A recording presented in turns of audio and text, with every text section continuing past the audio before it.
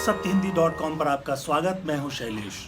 बिहार विधानसभा के चुनावों को लेकर घमासान जो है वो बढ़ता ही जा रहा है। पहले कुछ पार्टियां ये मांग कर रही थी कि विधानसभा के चुनाव जो अक्टूबर-नवंबर में हैं उन्हें थोड़े समय के लिए टाल दिया जाए, क्योंकि कोरोना संकट के कारण लोग अभी मतदान करने की स्थिति में नहीं हैं। सबसे पहले ये बात उठाई थी आरजेडी के यानी राष्ट्रीय जनता दल के सर्वे सर्वा तेजस्वी यादव ने। बाद में चिराग पासवान ने, जो लोक जनशक्ति पार्टी के हैं, रामविलास पासवान केंद्रीय मंत्री के बेटे हैं, उन्होंने भी कहा कि चुनाव को इस वक्त टाल दिया जाना चाहिए। और इसके बाद चिराग पासवान पर हमले तेज हो गए। तेजस्वी पर तो हमले हो ही रहे थे। अब संजय पासवान ने चिराग पासवान का विरोध किया है। नाम लिए बगैर और चर्चा किए बगैर बिहार के उप मुख्यमंत्री सुशील कुमार मोदी ने भी उनका विरोध किया है।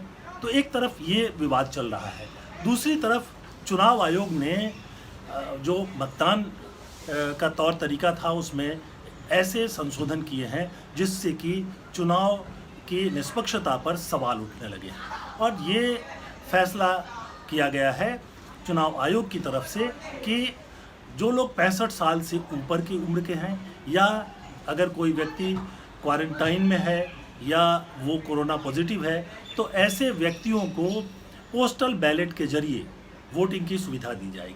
अब ये एक बहुत ही खतरनाक मूव हो सकता है।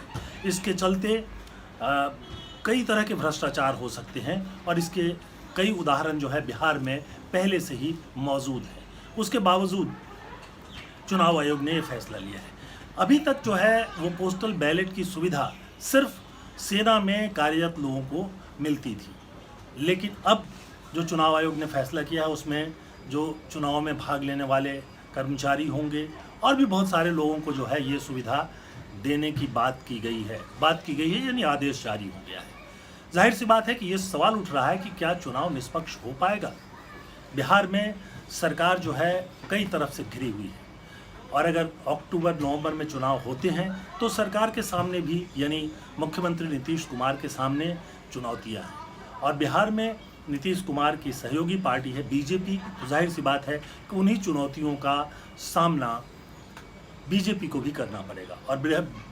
और बीजेपी के लिए ये प्रतिष्ठा का चुनाव है, क्योंकि कोरोना संकट और उसके बाद आर्थिक संकट के बाद ये विधानसभा का पहला चुनाव होने जा रहा है जिसमें ये पता चल पाएगा कि बीजेपी का ग्राफ नीचे आया है या ऊपर गया है। तो सबसे पहले हम चर्चा कर लेते हैं कि जो लोग अक्टूबर-नवंबर में चुनाव का विरोध कर रहे हैं उनका क्या कहना है। दो लोग, तेजस्वी यादव और चिराग पासवान, दोनों विरोध कर रहे हैं। दोनों का कहना है कि कोरोना के कारण राज्य में चुनाव की स्थिति नहीं होगी, लोग जो है मतदान केंद्रों पर जाने से घबराएंगे। हालांकि ये बहुत पहले की बात मानी जा सकती है, क्योंकि अभी तक जो रिपोर्ट है उसके हिसाब से अगस्त के बाद बिहार में भी जो है कोरोना का संक्रमण नीचे की तरफ जाएगा, ऐसा जो भविष्य वक्ता हैं, जो लोग एपिडेमियोलॉजिस्ट हैं, उनका मानना है। हालांकि इस पर अभी तक अंतिम बात कोई की नहीं जा सकती है। जो भी आंकड़े जो आए हैं उनमें ये कहा गया है कि जुलाई के अंत तक दिल्ली और मुंबई वगैरह में ग्राफ नीचे जाएगा और उसके बाद जो है अगस्त तक जो है वो बिहार, बंगाल वगैरह में ग्राफ नीचे जाएगा। तो ये संकट होगा कि नहीं होगा, क्योंकि चुनाव की प्रक्रिया अक्टूबर में शुरू होगी और नवंबर तक उसको पूरा करना है, तो ये बहुत जल्दीबाजी होगी। लेकिन इसको लेकर राजनीति बहुत तेज हो गई है। चिराग पासवान जब ये बात कर रहे हैं तो उसके साथ कई और बातें जुड़ी हुई हैं। इसके पहले वो ये कह चुके थे कि करीब करीब 100 सीटों पर वो वहाँ लड़ना चाहते हैं। कुल 243 सीटें हैं बिहार में, और जाहिर सी बात है कि इतनी बड़ी संख्या में विधानसभा की सीटें चिराग पासवान को नहीं मिल सकती है। सबसे ज़्यादा संख्या में जो दावेदारी होगी वो नीतीश कुमार की पार्टी जेडीयू यानी जनता दल यूनाइटेड की, और सबसे बड़ी पार्टी विधानसभा में अभी वही है। दूसरे नंबर पर बीजेपी है तो बीजेपी को मिलेंगी, और तीसरे नंबर पर ही लोक जनशक्ति पार्टी एलजेपी यानी जो रामविलास पासवान चिराग पासवान की पार्टी है उनको मौका मिलेगा। यानी बहुत कम सीटें होंगी, शायद 40-40 से ज़्यादा नहीं हो। और इसी बीच एक चर्चा ये भी चल रही है, कोशिश भी चल रही है कि पूर्व मुख्यमंत्री जीतन राम मांझी को भी फिर से एनडीए के खेमे में लाया जाए, यानी उनको एनडीए की तरफ ला करके उनके लोगों को भी टिकट दिया जाए। तो जाहिर सी बात है कि जब उनके लोगों को टिकट मिलेगा तो लोक जनशक्ति पार्टी यानी चिराग पासवान की पार्टी के टिकट जो हैं और कम हो सकते हैं। और झगड़ा का जो मूल केंद्र है वो यही है, वो चाहते हैं कि उनकी सीटें बढ़ें। 94 सीटें वो कम से कम मांग रहे हैं, असंभव है, मिल ही नहीं सकता 243 में 94। तो इसलिए वो अपनी तरफ से जो दावेदारी है उसको कर रहे हैं। और 2019 के लोकसभा चुनावों के पहले भी हमने देखा कि उन्होंने कई मोर्चे खोल रखे थे, रामविलास जी ने खोल रखे थे, और फिर एक तरह से जितनी सीटें वो चाहते थे लोकसभा और राज्यसभा को मिलाकर वो सीटें उनको मिल भी गई। पर तब स्थिति अलग थी और अब जो स्थिति है वो बदली हुई है, क्योंकि जीतन राम मांझी अगर आते हैं तो फिर वहाँ भी जो है बंटवारे की स्थिति आएगी। उसके अलावा 2015 के जो चुनाव हुए थे उस समय नीतीश कुमार जो है एनडीए के साथ नहीं थे, यानी बीजेपी के साथ चुनाव नहीं लड़े थे। वो अलग वो आरजेडी के साथ थे, कांग्रेस के साथ थे, और तब उनको जो है बड़ी सफलता मिली थी। लेकिन 2019 में लोकसभा चुनाव से पहले ही, बहुत पहले ही वो आरजेडी से अलग हो गए और फिर एनडीए के साथ मिलकर यानी बीजेपी के साथ मिलकर नई सरकार बनाई, मुख्यमंत्री वो बने रहे।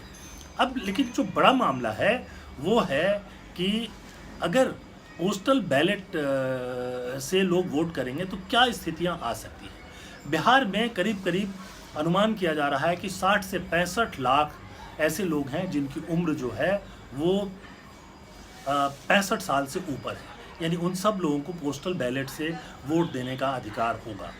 अब इसमें दुरुपयोग की जो बात आती है वो कई तरह से आती है। वैसे तो जो पार्टियां हैं वो अलग अलग तरह की बात कर रही हैं। संक्षेप में आपको बता देना चाहूँगा कि कौन क्या बोल रहा है।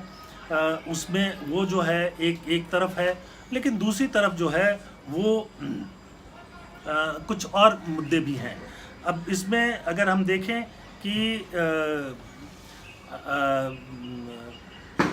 कौन क्या बोल रहा है, तो इसमें 5 पार्टियां जो हैं वो विरोध कर रही हैं पोस्टल बैलेट का अधिकार 65 साल से ज़्यादा उम्र के लोगों को देने वाल पर। उसमें कांग्रेस, आरजेडी, सीपीआई, सीपीएम और टीएमसी, तृणमूल कांग्रेस, ममता बनर्जी की पार्टी जो है वो शामिल है। ये सब लोग विरोध कर रहे हैं। सीपीआई के डी राजा ने कहा कि इन्होंने चुनाव आयोग को एक चिट्ठी लिखी, उसमें कहा है कि सत्तारूढ़ पार्टियां जो हैं इसका दुरुपयोग कर सकती हैं। सीताराम येचुरी सीपीएम के, उन्होंने भी इसी तरह के आरोप लगाए हैं। कांग्रेस ने 3 जुलाई को चुनाव आयोग को एक चिट्ठी लिखी और उसमें उन्होंने कहा कि मतदान की जो गोपनीयता है उसका उल्लंघन होगा।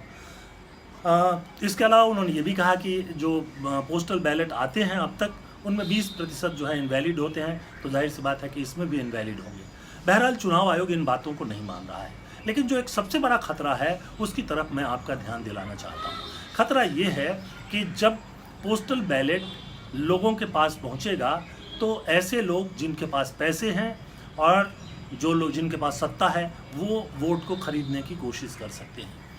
मैं उसके उदाहरण के तौर पर बताना चाहूँगा कि बिहार के विधान परिषद का जो चुनाव है उसमें ग्रेजुएट कंस्टिट्यूंसी और टीचर्स कंस्टिट्यूंसी यानी स्नातक क्षेत्र और जो शिक्षक क्षेत्र है उसमें पोस्टल बैलेट से पहले वोटिंग होती थी। और ये हमेशा देखा जाता था कि जो पैसे वाले लोग हैं या जो दादागिरी करने वाले लोग हैं वो जो मतदाताओं के पास पहुंच जाते थे, क्योंकि मतदाताओं की सूची तो उनको मिल ही जाती थी, चुनाव आयोग से ही मिल जाती थी, और फिर उन मतदाताओं से मिल करके वो या तो खरीद लेते थे या दबाव में ले लेते थे। और 70-80 के दशक में जो है बहुत सारे बाहुबली और बहुत सारे पैसे वाले जो वैसे चुनाव जीत कर नहीं जा सकते थे वो जीतने लगे। अब जो है वहाँ पर भी हर क्षेत्र में अलग अलग मतदान की, जैसे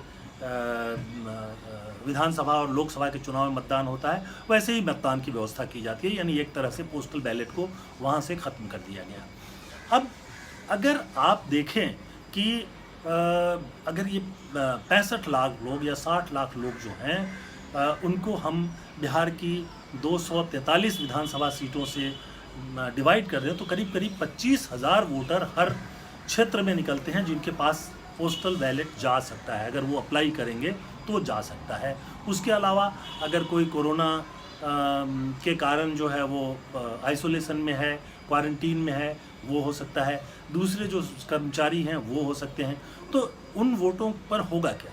होगा ये हो सकता है। ये जो विधान परिषद का चुनाव मैंने बताया उसके आधार पर मैं अनुमान लगा सकता हूँ कि लोगों के घर पर पहुँच जाएंगे पार्टियों के लोग और उनसे या तो वोट खरीद लेंगे और या फिर उनको धमका करके अपने पक्ष में करने की कोशिश करेंगे। हालांकि चुनाव आयोग का कहना है कि इस तरह की समस्याओं से निपटने का इंतज़ाम किया गया है। जो भी पोस्टल बैलेट जाएगा वो पोस्ट के माध्यम से वो जो मतदाता है वो ले करके फिर हर क्षेत्र में एक डेजिग्नेटेड ऑफिसर होगा, एक अधिकारी होगा, उसके पास जाएगा, वहाँ पर वो क्रॉस करेगा और फिर उसके बाद जो है वो उसको एक और फॉर्म जो है भरना होगा जिसमें वो घोषित करेगा कि वो बिना किसी दबाव के या बिना किसी प्रलोभन के जो है मतदान कर रहा है। ये सब बातें हैं, लेकिन ये तो किताबी बातें हैं, ये तो कानून में लिखी हुई बातें हैं। अगर वास्तव में उन मतदाताओं को की पहचान करके पार्टियों के लोग जो हैं वो कोशिश करेंगे कि अपने पक्ष में कर लें तो क्या होगा? दरअसल विधानसभा का पूरा स्वरूप बदल जाएगा। बिहार जैसे राज्य में जो है बहुत बड़ी संख्या में 4-5 हज़ार वोटों से ही हार जीत का फैसला हो जाता है। 500 से लेके 1000, 2000, 5000 तक में बड़ी संख्या में फैसला हो जाता है, 10,000 तक में फैसला हो जाता है। अब अगर 25,000 में से 5,000 वोट भी इस तरह से ले लिए जाएंगे तो वो पार्टी अपनी जीत निश्चित कर सकती है। अब ये कहा जा सकता है कि ऐसा सिर्फ सत्तारूढ़ पार्टी ही नहीं कर सकती है, दूसरी पार्टियां भी कर सकती हैं। ये बात सही है, दूसरी पार्टियां भी कर सकती हैं, लेकिन वही कर पाएगा जिसके पास बहुत ज़्यादा पैसा होगा या बाहुबल होगा। तो ये बाहुबल और पैसा ये दोनों की जीत होगी और उसमें फ़िलहाल ये सामान्य रूप से अंदाज़ा लगाया जा सकता है कि जो सत्तारूढ़ दल है उसके पास ज़्यादा ताकत होगी और वो ज़्यादा मैनिपुलेट कर पाएगा, यानी चुनावों के नतीजे बदल जाएंगे। अगर सरकार जुट जाए तो स्थिति ऐसी आ सकती है कि जो रिजल्ट है वो बदल जाएगा। अधिकारी भी सरकार का है, सरकार के अधिकारी ही चुनाव का काम करते हैं, वहाँ जो डेजिग्नेटेड ऑफिसर होंगे वो भी सरकारी होंगे। तो जाहिर सी बात है कि ऐसी स्थिति आएगी कि वो जो मतदान होगा उसकी कीमत क्या होगी ये सोचने की बात है, देखने की बात है, क्योंकि उसको मैनिपुलेट करने की कोशिश बड़े पैमाने पर की जा सकती है। जो मतदाता है उसके पास बैलेट पेपर पोस्ट से भेजा जाएगा। एक तो उसमें जाने में टाइम लगेगा, बहुत सारा 5-7 दिन लग जाते हैं। इसके पहले जो सेना को भी वोट भेजा जाता था तो पोस्ट से भेजा जाता था, 5-6 दिन लग जाते थे। फिर आने में टाइम लगता था, तो उसके आने जाने में इतना टाइम लगता था कि बहुत सारे वोट जो हैं काउंटिंग के बाद मिलते थे और उनका कोई मकसद नहीं रह जाता था। इसलिए अब चुनाव आयोग ने तय किया है, ऐसा कानून बना दिया गया है कि इलेक्ट्रॉनिक तरीके से वोट भेज दिया जाएगा, यानी मेल कर दिया जाएगा। तो सेना में तो ये होता है कि उनके अधिकारियों के पास मेल भेज दिया जाता है और फिर वो जो अधिकारी हैं वो मतदाताओं को दे देते हैं। इसमें एडवांटेज बीजेपी होने के चांसेस बहुत ज़्यादा हैं। पिछले कुछ समय से देखा जा रहा है कि जितने पोस्टल बैलेट आते थे उसमें बीजेपी जो है हमेशा जीतती हुई दिखाई देती है, उसको ज़्यादा वोट मिलते थे। तो जाहिर सी बात है कि अगर पहले जो सेना के वोट हैं वहाँ से ज़्यादा मिल रहे थे तो हो सकता है, संभव है, ये संभव है, इसको नकारा नहीं जा सकता है कि जो वोट जो हैं पोस्ट के ज़रिए भेजे जाएंगे वो जो हैं उसको मैनिपुलेट किया जाए। एक आशंका और भी है कि जब गांव के स्तर पर जाता है और क्या करते हैं ये लोग कि बहुत सारे लोग जो दबंग हैं वो पोस्ट ऑफिस से ही गायब करा लेते हैं, सारे के सारे वोट गायब करा लेते हैं। पहले भी जो विधान परिषद में ग्रेजुएट कंस्टिट्यूंसी या टीचर्स कंस्टिट्यूंसी में इस तरह की शिकायतें मिलती थी कि वोट जो है वो पोस्ट ऑफिस से गायब कर लिए गए, तो जो विरोधी हैं उनका वोट ही गायब कर दिया जाता था। अब उन तक पहुंचेगा कि नहीं पहुंचेगा कहना मुश्किल है। और आजकल पोस्ट ऑफिस जो है वैसे ही लगभग लुंज पुंज पड़ा हुआ है। मतलब ये है कि आपको मालूम है कि काफ़ी सालों से पोस्ट ऑफिस में नियुक्तियां नहीं हो रही हैं, क्योंकि चिट्ठियां अब लोग बहुत कम भेजते हैं, फ़ोन आ गया है उसका इस्तेमाल करते हैं, ईमेल का इस्तेमाल करते हैं और दूसरे जो माध्यम है इलेक्ट्रॉनिक उसका इस्तेमाल करते हैं। अब चिट्ठियों का दौर एक तरह से ख़त्म हो गया है। तो जाने आने में समय आने में भले ही नहीं लगे, क्योंकि वो डेजिग्नेटेड ऑफिसर होगा, वो क्षेत्र में ही जो है वो जो काउंटिंग के समय में पहुंचा देंगे। तो ये सवाल जो है बचा हुआ रहेगा। उसके अलावा जो सवाल उठा रहे हैं, जो सीपीएम का कहना है अनकॉन्स्टिट्यूशनल है, तो ये सब सवाल भी रहेंगे। आगे चलकर इसका कितना विस्तार किया जाएगा और इसका कैसे कोई दुरुपयोग करेगा, ये सब भी सवाल सबके सामने बने रहेंगे। तो फिलहाल इस प्रोग्राम में बस इतना ही, लेकिन मैं आपको कहना चाहूँगा कि आप अगर हमारी जो निष्पक्ष पत्रकारिता है, जो कि गोदी मीडिया से अलग है, जो कॉरपोरेट मीडिया से अलग है, उसको सहयोग करना चाहते हैं, तो आप हमारा जो सदस्यता अभियान है उसका हिस्सा बनिए। इस वीडियो के बाद आपको एक बटन मिलेगा और उस बटन को अगर आप दबाएंगे तो आपको हम बताएंगे कि आप हमारी सदस्यता जो है किस तरह से ले सकते हैं। ये हमारी एक बड़ी मदद होगी। और इसके साथ ही प्रोग्राम ख़त्म करने से पहले, आपको धन्यवाद देने से पहले, मैं और बता दूं कि फेसबुक पर, ट्विटर पर, यूट्यूब पर भी और दूसरे सोशल मीडिया पर भी आप हमसे जुड़ सकते हैं। आप जितना ज़्यादा जुड़ते हैं उतनी ही हमारी ताकत बढ़ती है। आज के लिए बस इतना ही। बहुत बहुत धन्यवाद। नमस्कार। सत्य हिंदी के और वीडियोस को देखने के लिए हमारे YouTube चैनल को सब्सक्राइब करें और सीधे नोटिफिकेशन पाने के लिए बेल आइकन दबाएं।